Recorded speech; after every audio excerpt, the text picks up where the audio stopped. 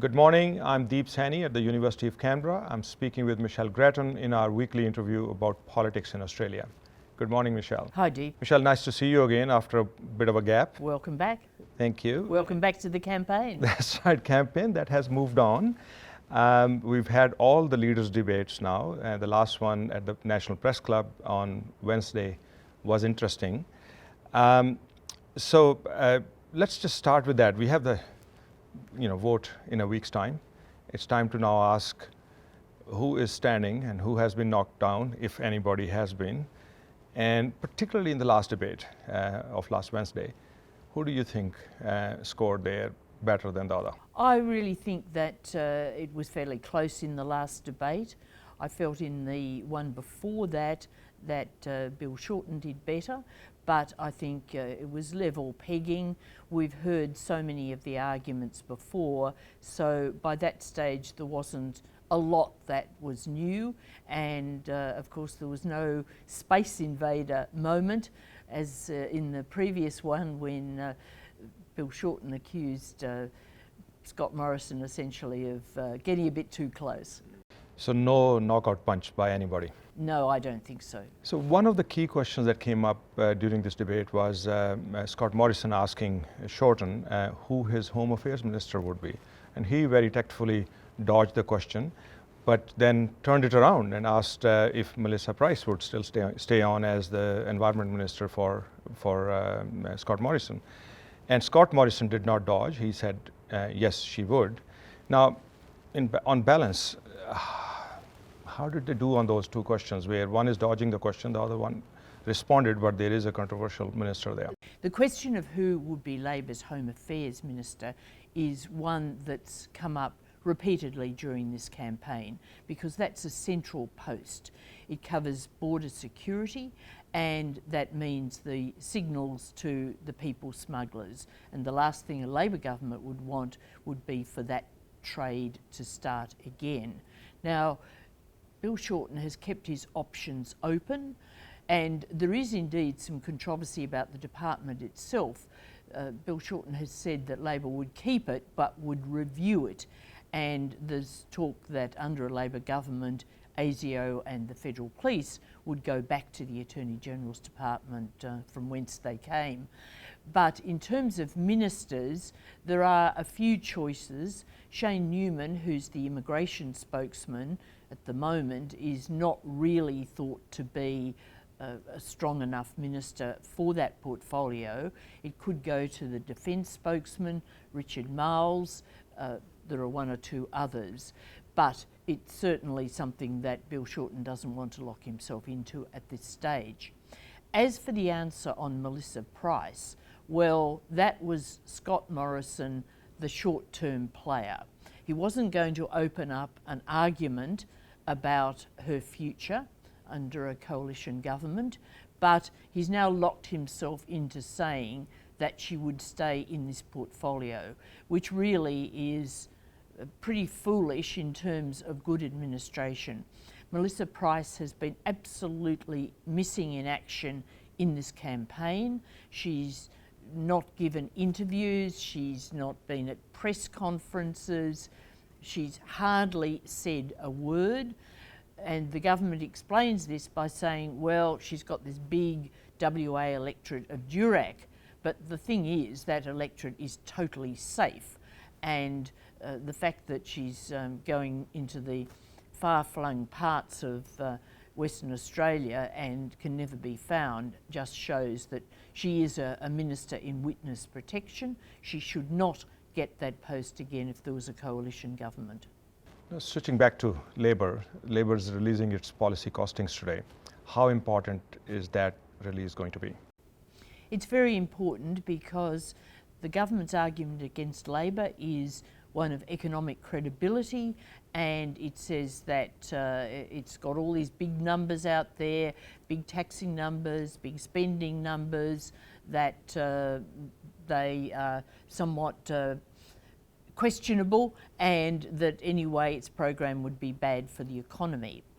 Now, Labor is going to produce a document which has been done by the costings have been done by the Parliamentary Budget Office. That makes them much more credible than costings by oppositions have been in the more distant past when they were done by accountancy firms or whatever. Over the past 2 or 3 elections, the Parliamentary Budget Office has come into its own. But Labor still has this big taxing program, and it does have a big spending program. So at that level, it's vulnerable, but at least it will be producing figures that show that it would have a bigger surplus than the government proposes throughout the budget period, the forward estimates, and that it would get to a surplus of 1% of GDP by 2022-23. And at that stage, its surplus would be much bigger than the government's proposal, which would only get to that point later on.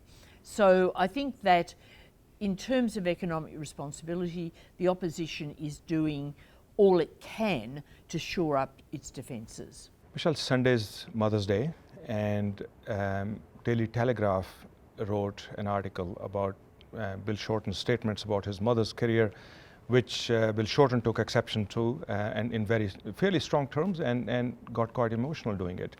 This has been in the media quite a lot, and Bill Shorten speaks very affectionately about his mother's sacrifices. On the other hand, Daily Telegraph has produced some evidence that she actually did go on to have the career that he thinks that he says that she sacrificed.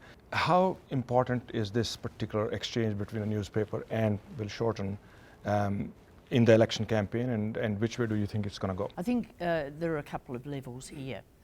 The story of Bill Shorten's mother has been well put out there by him over quite a long period.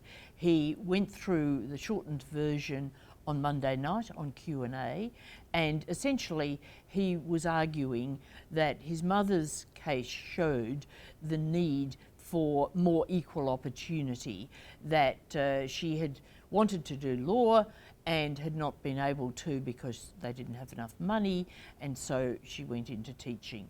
Now, he left out that she later, as a mature age person, did law, but that's been well known. He's said it in the past.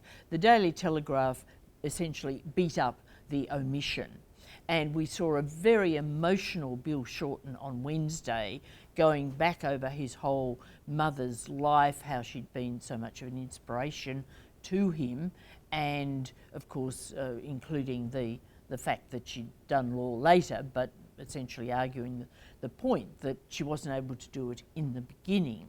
I think this moment really connected with people. You saw on social media many people putting out their own mother's stories about lack of opportunity and so on.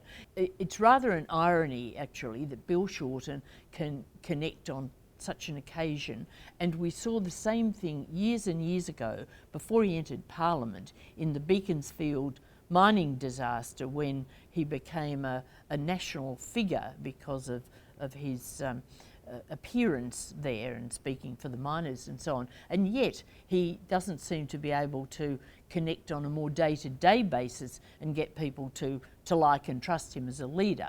But nevertheless, leaving that aside, this week he did connect at that moment. So that was important. Now, the second layer of this is that News Corp has been running very hard against Labor and against Shorten in this campaign. And this incident with the Daily Telegraph story has opened up that wider issue of News Corp's coverage of the election. Michelle, one last point. The Labor Party launched its election campaign last weekend in Brisbane, and the Liberals are going to do it on Sunday in Melbourne. This is a great opportunity. What do you think, what kind of a tone do you think we can expect from this launch, particularly from Scott Morrison? Well, we know what not to expect. Scott Morrison has made it pretty clear that it'll be all about him, that we won't be seeing former Prime Ministers, we won't be seeing too much emphasis on the team. After all, a lot of the front bench team are on the way out the door, so you wouldn't expect too many of them to feature prominently. They're leaving at this election. But I think that we will see Scott Morrison very much trying, as he puts it, to have a conversation with the Australian electorate. And he has been criticised for not having too much vision in this campaign. Whether we get a little more vision remains to be seen. But basically, I think he will be hammering the messages of economic responsibility under the Liberals, the dangers of a Labor government, and he'll be talking up the scare campaign, which has been running so strongly. So he'll stay the course? He'll stay the course. He'll look optimistic however he feels, and whatever the polls are saying, he really will fight to the end of this campaign. All right, Michelle, I look forward to our next conversation, which would be the last one before the vote. Thank you. Thanks, and have a nice weekend.